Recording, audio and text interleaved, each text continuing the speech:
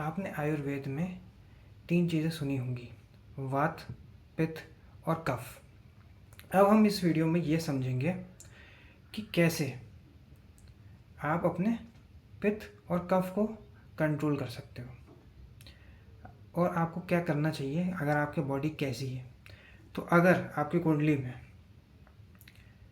159 यानी एरीज, लियो और सजिटेरियस में फायरी प्लैनेट है, फायरी राशि में फायरी प्लैनेट है, सूर्य या मार्स जैसे, तो आपकी बॉडी में पित्त ज़्यादा है।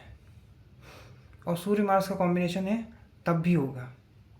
जैसे डोनाल्ड ट्रंप की कुंडली में जो मार्स है वो लियो का है, लग्न में ही इनके मार्स है, तो मार्स और लियो लग्न में हो गया। तो इनके शरीर में ऐसा है कि इस एज में भी ये जंक फूड खाते हैं, कोल्ड ड्रिंक पीते हैं, तो ये सब ये चीज़ें करते हैं और तब भी वो पच जाता है क्योंकि शरीर ही पूरा एसिडिक है। इसलिए आप स्पोर्ट्स पर्सन देखोगे तो उनका शरीर पूरा रेस्टलेस होता है। आप सचिन तेंदुलकर की कुंडली देखेंगे तो एरीज राशि का सूर्य बैठा हुआ है। आप मेजर ध्यानचंद की कुंडली देखेंगे तो सूर्य जो है राहु सूर्य के कॉम्बिनेशन बना हुआ है लियो राशि में। आप धुरंधर मूवी देखेंगे तो उसमें मारधाड़ है। और रणवीर सिंह की कुंडली में भी जेमिनाई में सूर्य मार्स का कॉम्बिनेशन है। तो शरीर जो है वो पूरा रेस्टलेस हो जाता है, इसलिए वो स्पोर्ट्स पर्सन बनते हैं। और ये कभी भी एक काम को नहीं करेंगे, ये मल्टीपल काम को करते रहेंगे। जैसे सचिन तेंदुलकर सिर्फ क्रिकेट नहीं खेलते थे, इनका एक रेस्टोरेंट भी था। डोनाल्ड ट्रंप का आप देखेंगे, इनकी सिर्फ ये राजनीति में नहीं है, इनके कई सारे बिजनेसेस हैं, प्रॉपर्टी में भी इन्होंने काम किया है। तो पुराने टाइम में जो गुरुकुल होते थे वो यही कुंडली देख के ही बता देते थे कि ये स्पोर्ट्स पर्सन बनेगा, ये इधर जाएगा, ये इधर जाएगा, ये एस्ट्रोलॉजर बनने वाला है, ये राजा बनेगा। तो उसको वैसे ही उसको काम दिया जाता था। अब आप मून से देखेंगे कि इमेजिनेशन, मून से देखेंगे कफ, स्टोरी टेलर किसी को बनना है, फिल्म मेकर बनना है, किसी को यूट्यूबर बनना है, तो उसको देखना ज़रूरी है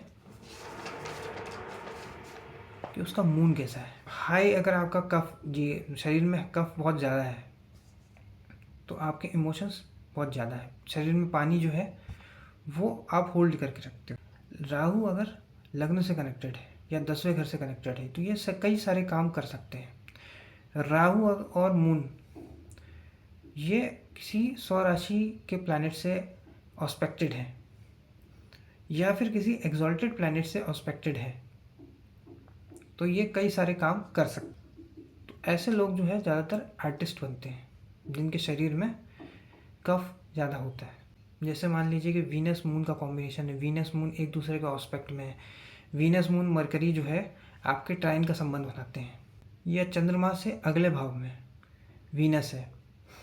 तो आप अपने इमोशंस को एनालाइज करिए और उनको फिल्टर आउट करिए, उसके बाद आप दूसरी दुनिया के इमोशंस को समझने लग जाएंगे। और जब आप दूसरे के इमोशंस को समझने लग जाएंगे तब आपका कार्मिक डेट धीरे धीरे कम होगा। तो इसकी यही रेमेडी है। आप देखेंगे पित्त वृत्ति के वाले जो होते हैं वो रिसोर्सेज को मैनेज करने के काम में लगते हैं। वात वाले जो होते हैं वो डिसिप्लिन देखते हैं, लॉजिस्टिक्स देखते हैं, तो वो उस काम में ज़्यादा अच्छे होते हैं।